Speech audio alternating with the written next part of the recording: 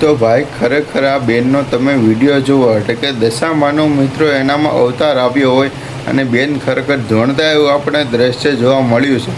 તો ખરેખર આ બેન વિશે ઘણા બધા લોકો એવું કહી રહ્યા છે કે બેનને મિત્રો ખરેખર જે લોકો કહી રહ્યા છે ને તે સાચું કહી રહ્યા છે। કારણ કે દશામાનો પરસો હોય તો મિત્રો કોઈ પણ દેવી દેવસ્થાન જે કોઈ લોકો કોઈ પણ જગ્યાએ ગમે એ લોકો ધૂણતા હોય તેની અંદર માતાજીનો ખાલી એક એવી ઝલક આવે છે એટલે કે જરાક એવું માતાજીનો ખાલી ઝલક આવે છે અને એ ઝલકની અંદર જ માતાજીનું અવતાર આવી જાય આપણે એ રીતનું ગણવી છીએ। પણ અત્યારના સમયના બધા લોકો એટલા બધા મંડાઈ પડે છે ને કે અંતે તે એનો નાશ થઈ જાય છે। કારણ કે તે માતાજીનું મિત્રો એટલું બધું ધૂણે છે એટલે એને ખબર રહેતી અહીંથી મિત્રો મન ફાવે એમ ધૂણવા મળે છે।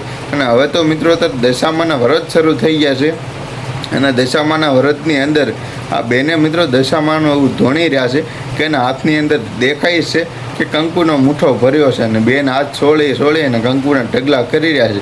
પણ ખરેખર ભાઈ માતાજીનો પરસો હોય કે જે કાંઈ હોય પણ વિડીયોની માધ્યમથી તમે જોઈને કહી શકો છો કે બેનના હાથમાં કંકુ ખરેખર છે જ।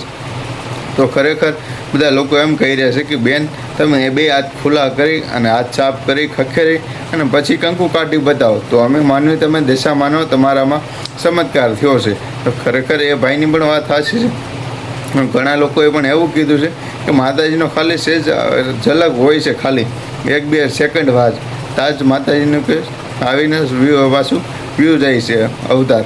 તો ખરેખર બધા લોકો જે આ ટિપ્પણી કરી રહ્યા છે હાસી કહી રહ્યા છે। અને મિત્રો આવા વિડીયો બનાવી ક્યારેક કોકને હરફેટે સડી જ આવી એટલે કે આટલા બધા કંકુના બધું દેખાવ કરવી અને બધા લોકો પાસે વિડીયો સોશિયલ મીડિયા અંદર પાછો મેકવી અને સોશિયલ મીડિયામાં બધા લોકો જોવે અને બધા લોકોને પછી આની અંદર ઘણું બધું પ્રોબ્લેમ થાય છે તમે જોવો છો।